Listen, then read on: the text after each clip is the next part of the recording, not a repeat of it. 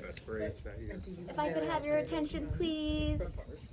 Well, first of all, thank you guys so much for being here. We're so thrilled to have you all and to have a little first look at what we've been building at Veda Farms. This is a really exciting moment for us because we've never done anything like this so far.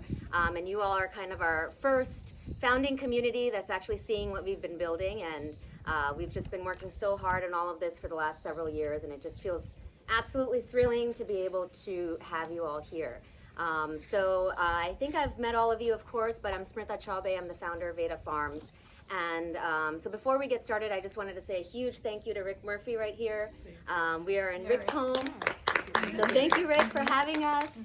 And so Rick and I met in February, and I was just serendipitously found the real estate listing for the farm that you're about to see this afternoon. Rick owns 2 farms. This is one of them. This is his primary residence. He owns another farm just a minute away, which he's selling to us, and our soon-to-be headquarters for Veda Farms. And you'll see the property later on today, but there's just something there that just makes you fall in love. Even though, you know, just without even, no effort, like I don't need to explain anything to you, you're just gonna feel it when you're there. So the first time I saw it, it was February 17th, it was dead of winter, there was snow on the ground, and even so I was like, this is it, like I'm done looking. And it's not been an easy process. I've been looking for land since 2018. I've seen hundreds of properties, talked to so many different farmers. Camila's been watching the whole process, and it's been a lot of ups and downs. We've made offers on other farms, they haven't been accepted, or something has fallen apart. So things really lined up serendipitously with this farm.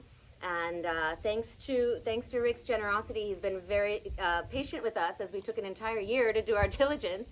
But as you can imagine, it's not super easy to just buy a farm. There's soil tests, there's experts, there's engineers and site planners and town permits, state permits, all of the above. So Rick has been kind enough to be very patient with us, and it's our prayer and our goal to close by the end of the year, and that's what we're working towards.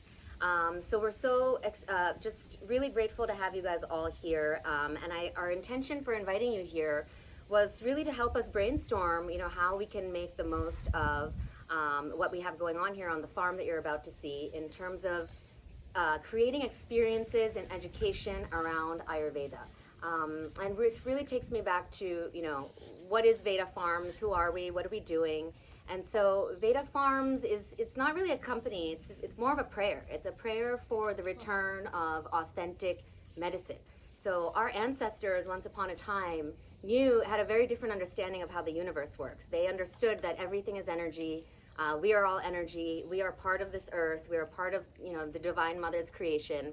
And this type of philosophy just bled into everything they did, including healthcare and medicine making, taking a complete mind, body, spirit approach.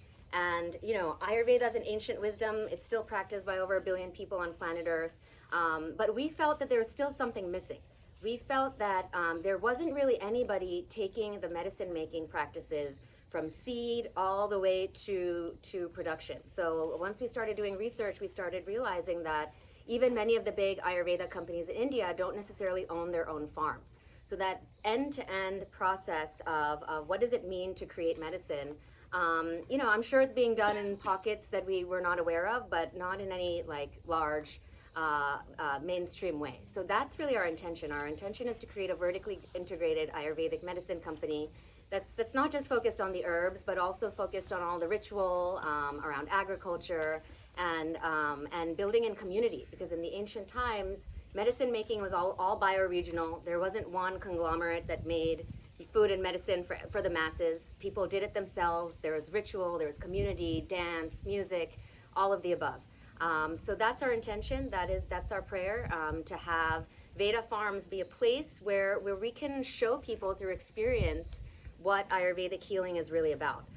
You know, because we can only go so far, you know, with Instagram ads and the 15-second reels and all that, and we just felt like, you know what, until people really feel what this is about, it's going to be very, very hard to understand the power of Ayurveda.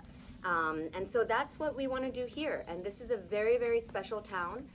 It was settled before the Revolutionary War. So I love being in this house because this house was built when this country wasn't even a country. So if you think about, the ancestors and the energy of the ancestors, like people were here in the 1740s figuring it out, like looking at, this vista. And I think it feels very exciting to be here once again. And, you think about those ancestors, they were revolutionaries, and we feel like we're revolutionaries too. We're doing something different and paradigm shifting. So we really have this intention around how can we do something different in medicine. And this is something I got really inspired by. I come from a family of farmers. I'm a 5th generation member of an agricultural family. We've had farmland in India since the 1800s. So really was raised with yoga, Ayurveda, meditation, all that wonderful stuff. And then later in my career, started working in healthcare investment banking, where I did a lot of math, and I realized that the system is not really set up to create optimal health for people. But it's awesome if you're an investor. If you're just looking to make money, it's awesome. But if you're just an everyday individual trying to stay happy and healthy proactively, not necessarily set up for that. So that's really what has inspired everything we're building here. And so back in 2019, I chose to leave my corporate job to focus on this full time, but really had been working on the idea for a year before that. So in September 2018, the whole vision for the blueprint of Veda Farms has popped into my head in 1 second. And it was because I was looking for high quality sources of turmeric. In India, our turmeric grows on our own land. There's no pesticides, it's ancient medicine making skills. They dry it in the sunshine on the roof. So that's what I was used to, but I didn't have access to it here. And I realized that there was no good sources. I kept really doing a lot of research on traceability, like where are these farms, where people are sourcing it. And I just felt completely hopeless. I'm even if I wanted to pay a premium for this, I can't even find excellent sources. So I ended up having to wait for my mom to come back from India with the turmeric, and I was cooking with it. And as I was cooking with it, I was like, wait a minute, it doesn't make sense that I wanted to pay money for this and it didn't exist. So someone has to kind of rethink this entire business model. And at the very start of that journey, I then decided, okay, well, I'm not an Ayurvedic doctor, so what am I going to do? So I was like, all right, who's the most badass Ayurvedic person that I can find in New York? So I just weaponized myself. I was like, I will find this person. We will build this together. And I found Dr. Pashupati. And so what a beautiful serendipity. I know. So I just found her from just doing a lot of research online. So within a month of thinking of the idea, I sent her a cold email, and she responded, and we had a 3-hour conversation. I was still working at American Express, and I was like, you know what, I really want to build this company, but I need some validation. Do you think this is a dumb idea? Because I'm thinking about quitting my job and all that. And I remember her encouraging me. She's like, I think it's a great idea if you can pull it off. But, let's see. So that was all I needed. I said, do your homework. She said, do your homework, right. So I spent 4 years doing my homework, and now here we are. And so with that, I wanted to pass it over to Dr. Pashupati, who's recently joined us officially as our Chief Science Officer, which I am so excited about. And her background in both Western medicine as well as Ayurvedic medicine and her deep background in clinical research really set us up for doing something absolutely groundbreaking, which is growing, formulating, and researching our own Ayurvedic medicine with all of you involved as well, with all the traditional philosophy and the ritual and the community building and all of that stuff. So with that, I'll pass it over to you. Thank you. Thank you. So again, namaste and welcome. Today is Dhanteras. Dhan means wealth. And the greatest wealth, if you can say it with an Indian accent, health is wealth. So the greatest wealth you can attain is to have good health.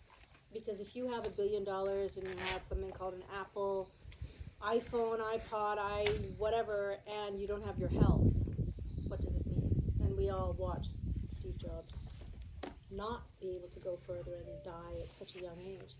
And it really got me thinking. I've been watching people like Michael J. Fox, people who are very talented, who cannot go further with all of the wealth that they create because their health isn't there. And why don't they access Ayurveda?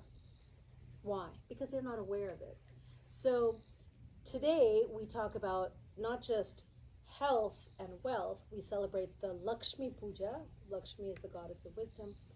The goddess of wealth, wisdom of health with wealth. So she has gold. She sits like this. She's got gold coming out of her hands, which is always a nice picture to imagine, right? She's got gold all around her. She sits in shimmering clothes, and she wishes you that you find that which in yourself is healing.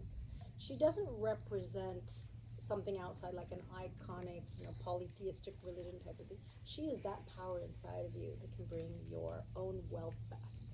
Next to her is Dhanvantari, which symbolizes the god of healing and the god of medicine making. And so in his hands he's got plants and various things that symbolize healing. And he sprang forth today to bring medicine to the people. And that's kind of the vision that Smita has at Veda Farms, is how do we bring the ancient knowledge, the ancient wisdom back to the people? So today there are 1 billion people in India celebrating Dhanteras. And there are several rituals. If you're interested, I can talk more about it later or while we're walking on the property. But it's a really symbolic date to have this first event, because we want you to think about what helps you feel healthy.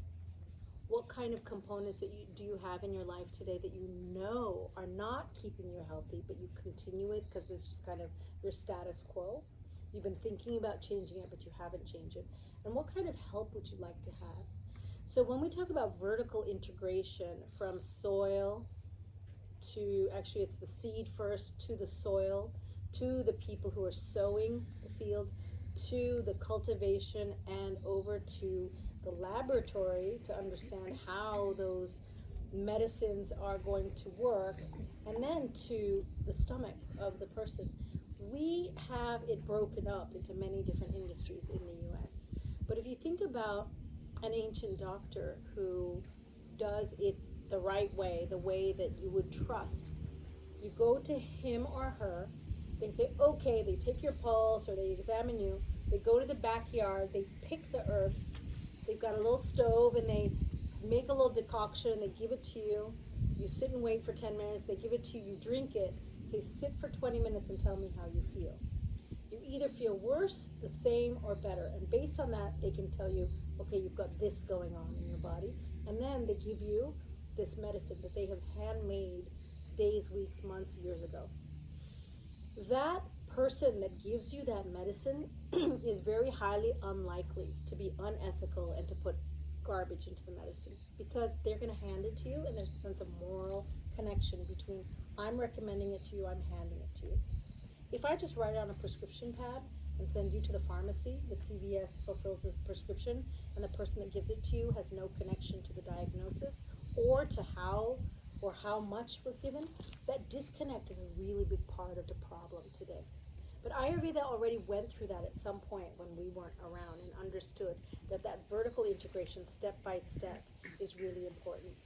How do you take that vision and bring it into the modern world and just remind people to the point where they own it and they start demanding it?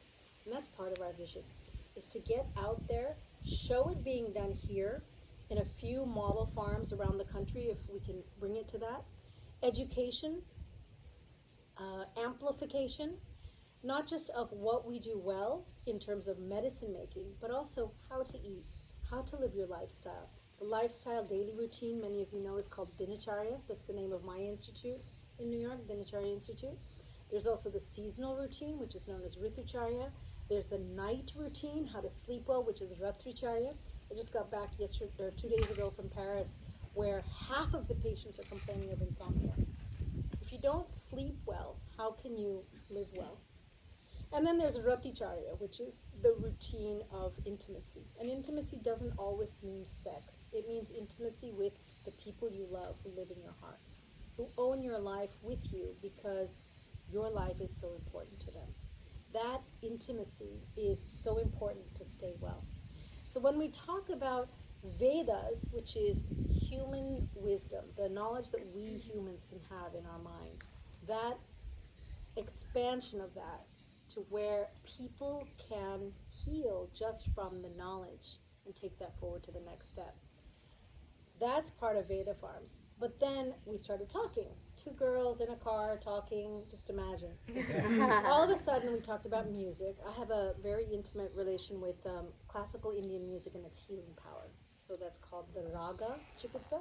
So I use music to heal my patients, especially those who have prescriptions where they can't have something else because there'd be side effects, or they don't know how to plan their foods. So we can use music to heal. And so we have Camila here, and we are going to get bathed in music later on this afternoon, evening. We also have the sunshine and the power of what's called Shinrin-yoku, which is the Japanese term for forest bathing. So we're going to be walking through some forest this afternoon. And we want to see what you find that inspires you, that you would say, I want more of this. So that as we create our vision for Veda Farms, we have your inputs and we can make that happen. I personally would like to have a place where kids could come and learn how to do some gardening and teach them how to plant trees and get kid energy here. I'm also interested in clinical research. So even though that's a more technical thing, I will tell you that most clinical research is being done wrong. I know that's a very pompous statement, but I have the background to be able to say it. And it needs to be done well, it needs to be done right. I spent 9 years in India watching people do clinical research, did a PhD on how to make medicine, and there's a lot of little errors that they're making that we need to correct, but I can't seem to do it from the government, from the inside. Anyone that's been to India understands that there's a lot of political forces. So Smrita and I, sometimes I call her Smrita, sometimes I call her Meg. I don't know. Meg. Yeah, Meg Mala is her middle name. And for Americans, she's Meg, so it's easy.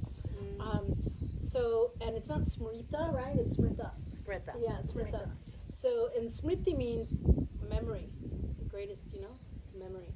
So, as we are talking about clinical research and how to do that, we want to show that growing plants in a certain way versus the usual way has impact on nourishment and nutrition, and create some clinical research models for that by collaborating with big names, whoever that will be. We've already got some connections with some well-known universities, and publish those data so that it's out there and it goes into the conversation, that medicine can't just be something prescribed out here, but needs to be integrated. So I'm around all afternoon if you have any specific questions or things you'd like to talk about again. I think we're going to be coming back together after the tour at the farm for the music, so we'll have a little bit of time to talk then. And I hope that you will really think about the power of music in your life, because Camila is going to talk to us about that next. Thank you for listening. Great, thank you. Thank you. Thank you. It's so nice to find her here. I met her in 2013 through my gurus. I studied Indian music for the last 16 years. I've been going to India every year for 3 months. And I'm so blessed to be under the guidance of some of the greatest legendary maesters of India. As you know, you can say that. And I met her in this circle. So today I was like, what are you doing here? She was saying, didn't we meet before? I was like, you know exactly who you are. So it's like amazing. This is so wonderful. Now I'm like, oh, she knows what I'm going to be playing later. She's good friends with my guru, so I really have to. I'm going to tell him. Yeah, tell him everything. Tell him everything. She was up to par tonight. So yeah, my name is Camila, for some of you that don't know me, and Srimita and I met in the musical ceremonial gathering, which is one of my favorite things that we do. And ever since then, we've been talking, and she's been telling me about this great grand thing that we're gonna do, And then this year, everything is moving along. So I'm very happy to come and join, from this side of sound. I've been a devotee for music, of sound for the last 30 years, researching every day of my life.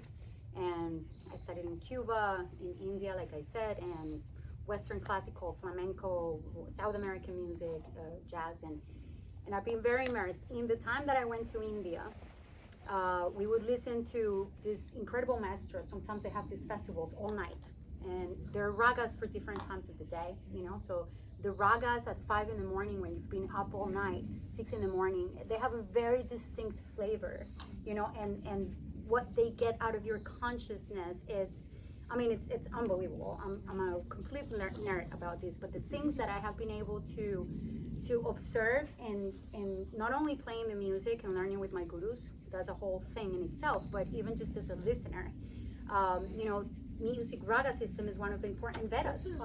Raga. What's the raga? What's a raga? I'm getting there. So the raga system, you could say for the Western mind, it's like a scale. It's a group of notes, but it's not really just a scale, because you can have 30 different ragas with the same notes. But is the subtleties of approach between the notes, what's more important, which note is more important, and do you come to this note from above, do you come from below, do you are stationary there, do you move it? And this is like, there's like 1,000 ragas. So Indian music is this like, it's just a never ending ocean of wisdom. And yeah, Hi. sorry, hi. Sorry to interrupt. I was talking about Indian raga. Yeah, so the Indian ragas, it's not, what I've come to understand is that it's not just a song and, oh, you know, it's exquisite art and then you're just happy because you listen to it.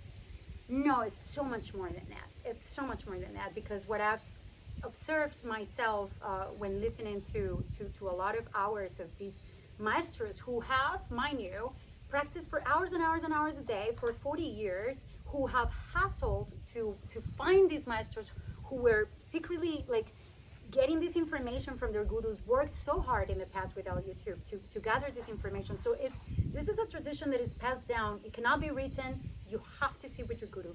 And so it's all these people who are passing down this wisdom, you know, and they're cooking it each generation. And then for you to get it, I mean, I'm so blessed and lucky, you know, but your gurus don't just give it to you. You have to prove yourself. They have to see that you have given your life to this, you know, for them to be like, here you go, it's a little composition. But what has happened in listening to all this music, something very interesting, magical, paranormal, you would say, even the things that happened, that I was like, wow, this is so much more than an art form. It is true what they say, that is part of the Vedas, you know, because I have seen things happen when I'm listening where you kind of become one with the artist and the music, and how you're listening to them has a lot to do with what they bring into the audience. So you can be a completely active participant, and when you get into this place of really, really being so present that you're listening and receiving, and it's a co-creation. It's not just the master playing and you're receiving. No, it's something that is happening between the two of your consciousness. What has happened, what I've observed in all these years, is that you start to connect to something greater than yourself, but that is yourself, is your guidance.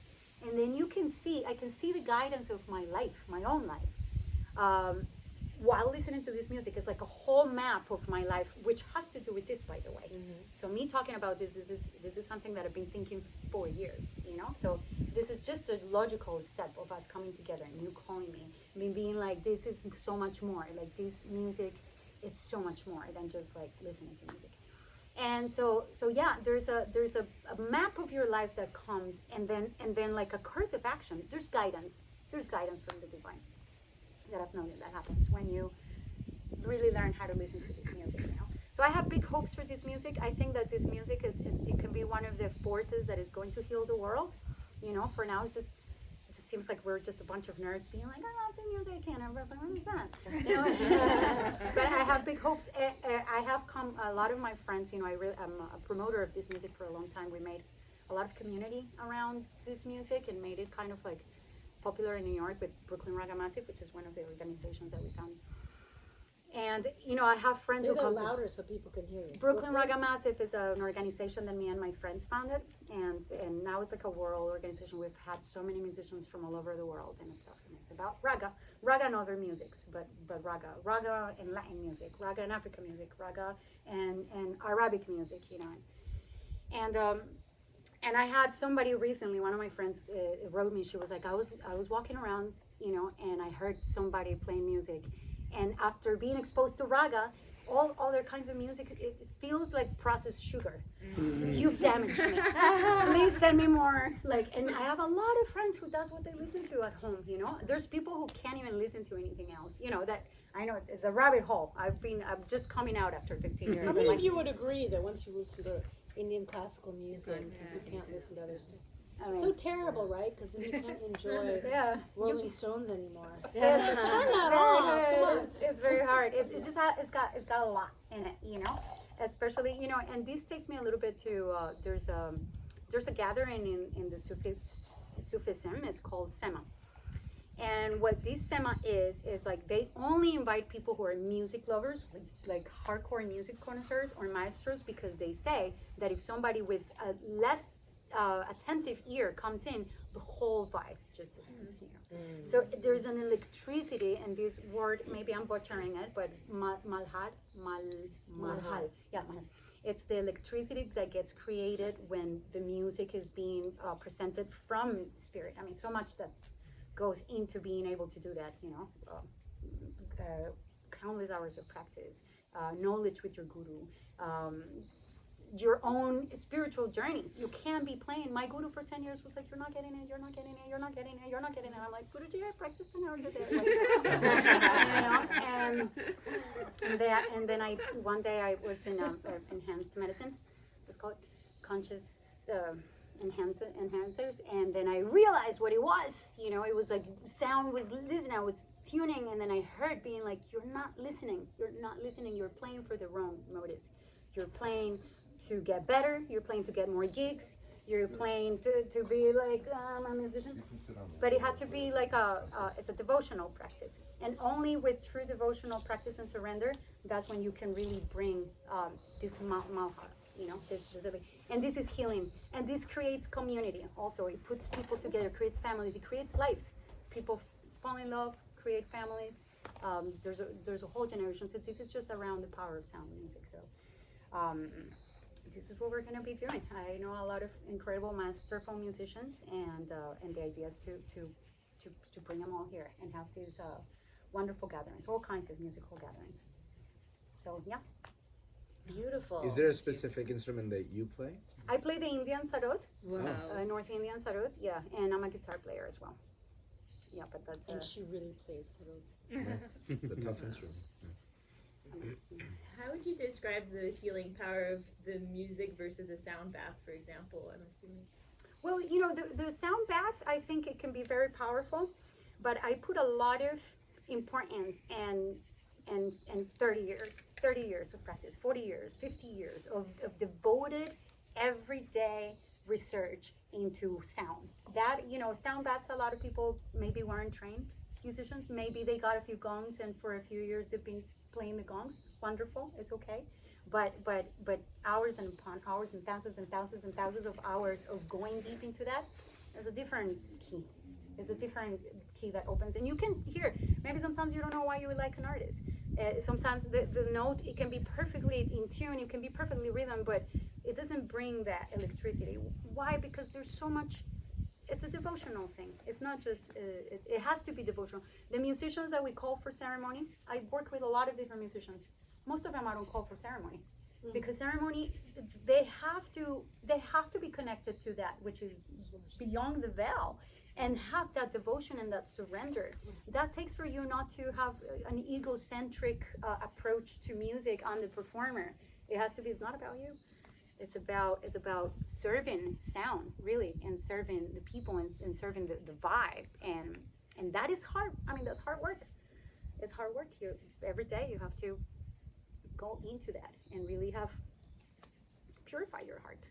Can I add to that? Yes, please. When you asked the question, the first thing I thought of is someone who makes a soup that's very delicious. You'll get it, you'll taste it, you'll say, wow, this is nice. But you don't know who made the soup. You don't know what they were thinking. Maybe they have problems at home that they were thinking about as they were cooking. Maybe they just added some ingredients in that weren't the highest quality, because you don't know where the cinnamon came from or where that leek or turnip came from. And making a soup with the full intention of my alignment as an instrument for our healing, and making a soup for you, for your doshas that are imbalanced in this way or that way. So adding a little bit of something that lowers the vata, or adding a little bit of something that balances the pitta. That is a raga, and this is a sound bath. They're both lovely, but this one is directed toward connecting you to the spirit of your healing. And I find ragas, as she said, I mean, that's from a very technical musician person. As a person that's only slept with musicians, but not Those two are needed. We need a lot of but not actually playing, musical instruments. TMI. crucial part. As a person who loves music but isn't a musician, I think of ragas as a flavor, and each raga is a flavor that specifically will induce a particular emotion, that sequence of notes.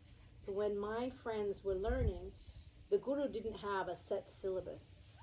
He would look, or she would look at the environment, see what kind of day it is, and have a story ready. And when the student came in, he would just engage the student in some kind of what seemed like chit-chat, but it was to develop the mood of the student. And then after that mood was developed, where the student thought it was chit-chat, but already he had, had some kind of emotion evoked in him, then the teacher would talk about the weather, and then he would play a few notes. And the notes seemed to exactly resonate with the story, the weather, the kind of seeming color of the day. And he would say, this is the rag of this name, and it is played for this mood and this emotion. And this is what it will evoke if you play it at this time of day. So that prescriptive precision is raga. And that's why it's so hard to define it for Westerners who are thinking about scales or, notes, because the notes are going to be different. Except for the notes that have to be there, everything else is different. And the space between the words, for which I have not found a word in Western music. In Ayurveda, in raga world, it's called laya. So laya is the space. What do you do in that space between notes? And I don't know that there's a science of understanding that in the Western world. I don't think so. I mean, just even going into an exploration of Sanskrit words that allure to music and to becoming a good musician, even just one word can change your whole musicality, and it can change your life. Because, this word, for instance, I've been obsessed with this word and researching it. Terao. And I ask all the different maestros. I've asked 10 different maestros. And everybody says it in a different way, but it points towards the same sort of thing. Patience, remain, silence, groundedness, peacefulness, pause, literally pause. Are you saying Tehra. Terao. Tehra. Like teher, the word teher and tehrav comes from that. I'm hearing ka. Are you saying I mean, ka? Are you saying DH I'm or sorry. TH? No, it's definitely tehrav. Terao, yeah. TH, That's the one. Yeah. Exactly. That's not Sanskrit. No, but it Sounds has Persian. roots from that. Yeah, right? yeah, exactly. Yeah. Yeah, and it's like what you're But saying. it has Urdu undertones as Urdu, well. so there's yeah. Persian, It's- right? Yeah. Yeah, and a lot of these words, come from Urdu Yeah. and stuff. And each word is a whole universe, and it helps for life, it helps for music, it helps for getting into that electricity, And it's like what you're saying, each raga, the subtleties are endless for each raga. It's like each note, it's so much. You really have to see with your group. But I'm very enthusiastic about it because I've seen the power of it, in many different ways, and always very excited to share it, and also this is the first time to really co-create with other people who are in a different branch of the Vedas, which is, it's all the same really, but how we're But gonna. it's seamless in the Vedas, but it's not seamless in the modern world. Right. And what Veda Farms wants to do is remind people that it's seamless. The way Divya cooks is just as magical as the way that you play or the way that someone makes medicines. And all of that is understood by Vedic knowledge. But in the modern world, you have a university, and they have the Department of Chemistry here, and the Department of Biochemistry here, and the Department of Agriculture here, and the Department of Nanotechnology here. And they don't even understand their languages between them. But if you go to the Indian traditional sciences, they all interface. Everybody knows about raga. So- All the Ayurvedic doctors know about raga. Like, and I specialize in Rasa Shastra, which is the making of minerals and metals into medicines to replenish those parts of the body that aren't working. So we can take diseases that are incurable and cure them by helping those cells to gain those minerals that they need for the enzymes or the cofactors or whatever. So rasa, one meaning is mercury, because it's the liquid metal.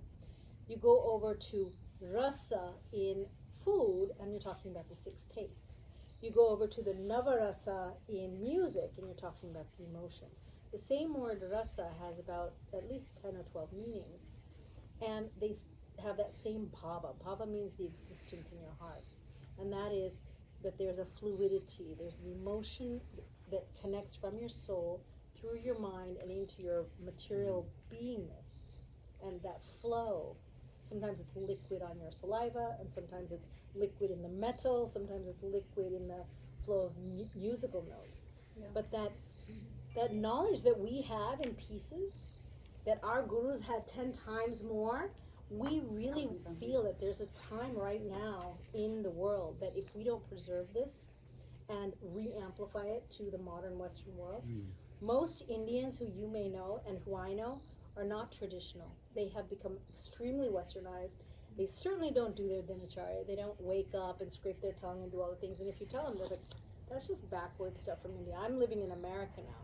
Until they get sick, and then they slowly start crawling back and learning to scrape their tongue again and look at their poop before they flush and have hot water in the morning and take their turmeric latte, which we used to call haldi doodh, and do all these things again and rediscovering India.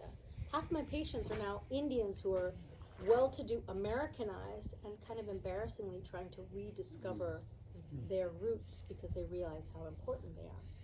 And so if Veda Farms can take some of that wisdom and put it in the language of the modern world that's required these days in order for people to believe it's real, but also connect to the reality of the authentic knowledge. And then have someone who's a kick-ass financier who's going to make sure that we actually do it in a way that doesn't, disappear because we can't keep it going. And I have to say this, when I first met Smrita, she was like a lot of people who approach me and say, I want to start a vegetarian something, or I want to start a supplement company. Well, I don't really care what it does, but I heard that it's like really lucrative, so I'd like to do it. Like instead of starting like a such and such company, I'd like to start something in Ayurveda. Ayurveda is like wellness, and it's trending in the Rob Report this month. It is actually in the Rob Report. It is trending. Yeah, but it is trending. And I found a lot of people like that. But with her, there was something different. And I said, well, do your homework. And when I saw her 3 years later, and she's really done her homework. For a person that has not really a strong health and medicine as her, background, to say, okay, I worked in healthcare and I'm going to use that as my threads to learn about Ayurveda and really done her homework. It is a pleasure to work with someone that has the skill sets that she has. And everything that I couldn't do at her age, for me to just advise her and watch her just spider web that out and bring all of you guys together. It's just, we're going to be doing some really interesting stuff, and we'd love to have your inputs. Thank you. So there you have it. We are a banker, a doctor, and a musician. And a ladybug. And lots of ladybugs. And the ladybug is a theme, I will say. I think it's interesting that the ladybugs are all over us, because there's one other thing that's happening, if you might have noticed. There are women coming forth and reclaiming the healing space. Women have always been the healers. Every one of you who knew your mother knows that your mother was a healer. When you were sick, you would go and crawl into mommy's arms. And mothers have an innate sense of healing. It's kind of a sad thing that we've thought of doctors as being in charge of our health and kind of assigned it to the doctor. And most of them are men. I think this entire venture, this company, is going to have feminine energy, both from amazing men who have that feminine energy strongly present in them, but also from women who are manifesting as women in this lifetime. That's right, and I think that's so beautiful what you just said, and really just speaks to what we're trying to create here, which is that holistic medicine isn't just a buzzword. It's so many different aspects of healing, from music to just being here. I mean, this is medicine, and this isn't usually how people think about it. But yeah, so that is really what we're trying to recreate. And Tom has arrived at the perfect moment to introduce himself. This is Julia. Hi, Julia. Hi, Julia. How are you? Please have a seat. So I wanted to introduce Tom as well, who is part of the Veda Farms team, a very, very important part of the team. He has his own farm just a couple of minutes away from here. We met very serendipitously as well through Rick. I was trying to introduce myself to most of the local neighbors and the landowners to tell them about our project. So met Tom in that process. And over the last few months, we've become friends, and we realized that we have a really strong passion for the same future vision for how healthcare is supposed to be. And Tom brings some very interesting background to the whole conversation. So I'd love to introduce Tom, our Chief Operating Officer, and let him give a brief intro on himself as well. Yes, hi, thank you. So welcome out here to Freeling Heights in New Jersey. We appreciate you coming out. We ordered some lovely weather for you. And then as mentioned, this is my daughter Julia. She's in 8th grade in Chester School System, Black River Middle School. Julia's been pretty flexible in her life. Since she was 2 months old, she bounced back and forth between California and New Jersey. So we lived bi-coastally for 20 years. And Julia had 2 sets of friends. She went to preschool both in New Jersey and California, and then she went 1st and 2nd grade in California before moving back to New Jersey full time. So she's been going to school here since 3rd grade. So I think you're pretty happy with that now. She used to identify as a Californian. Little did she know she was actually a New Jerseyan. But I was in California because my wife and I had started a nut roasting company in 2006. We had started a nut brokerage company in 2001. So we helped companies like Mars and Hershey develop new products using nuts, and then I would help with the sourcing.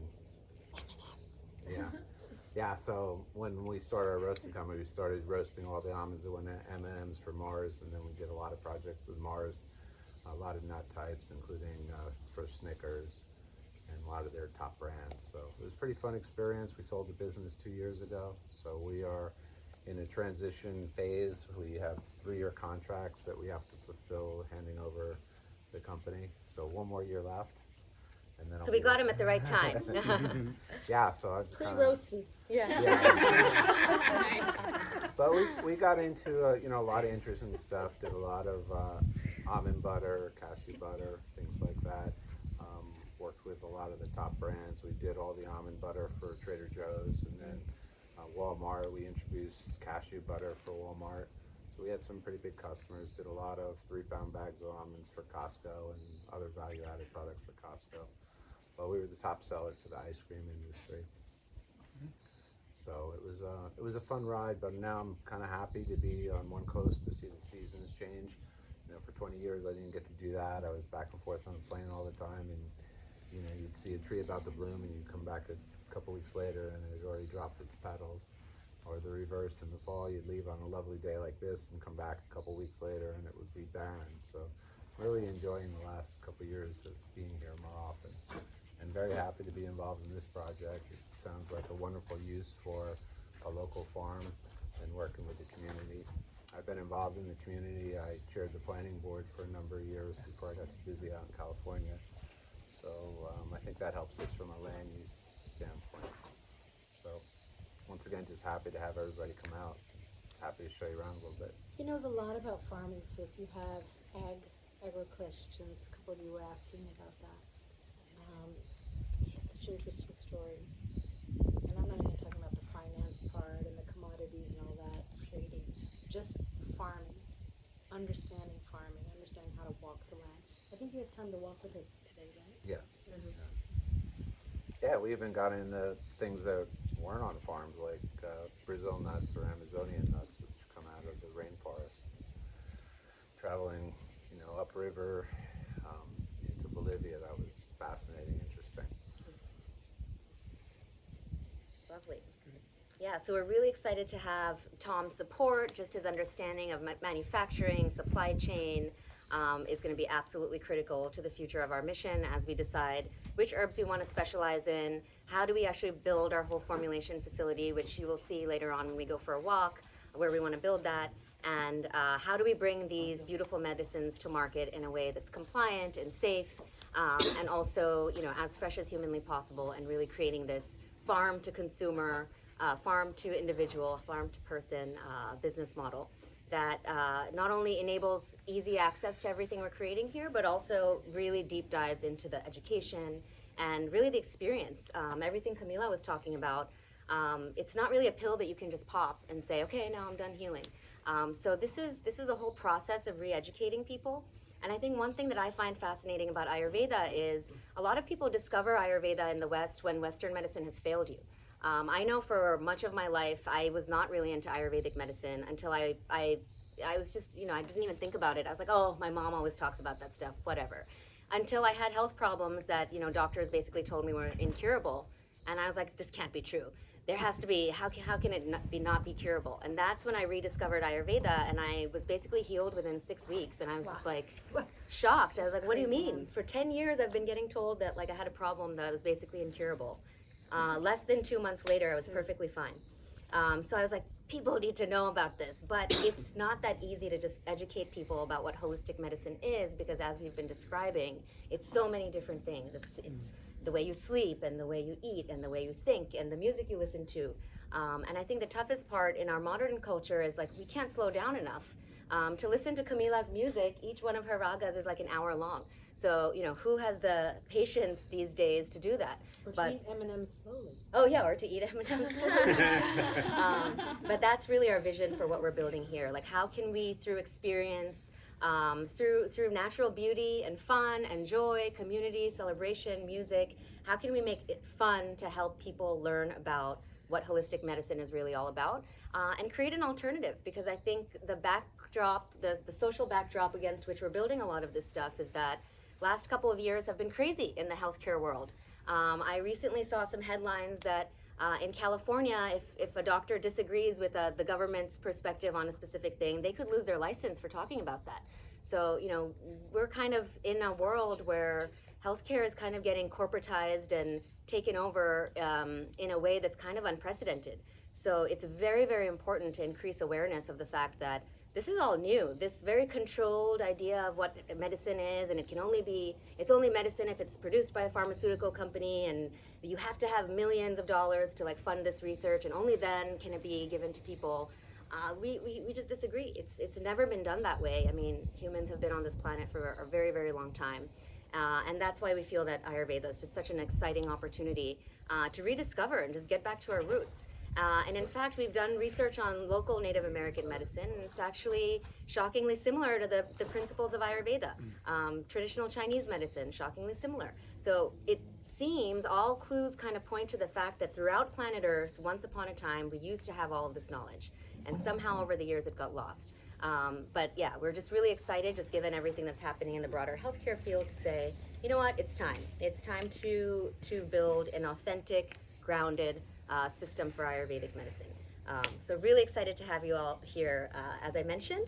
And if anyone has any questions, we're happy to answer them now. And if not, we'll start caravanning over to the next farm soon. So just to give you a little bit of prep before we get there, it's just a 1-minute drive, so we'll all pile into cars. I know 7 of you have come from Manhattan, but there's plenty of space in other people's cars. Just a 1-minute drive. Please feel free to use the bathroom before we leave and grab a bottle of water. And then we will be meeting some herbalists over there to take us on a plant walk. And if you get lost on the land, try to find your way. The phones don't always work in this area. The towers are kind of comme ci, comme ça. But we are going to come back here around 5.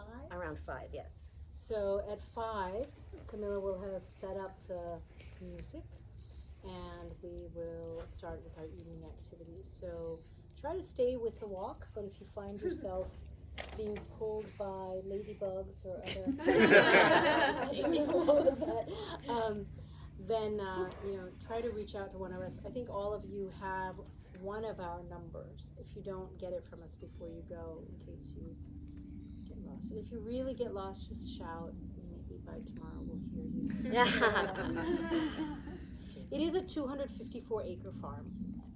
You want to tell them a little bit about the specs of this? Yes, sure. So it is a 254-acre farm, as Dr. V just mentioned. 84 acres of it is currently in agriculture, and our plan is to keep all of that in agriculture. We'll take over it a little bit at a time. There's also several different buildings on the property. There's 2 barns, a garage, and we'll give you a tour of the barn where we really hope to have an activation space for community events and stuff like that, and also our processing facility. So we'll go over there and take a little walk.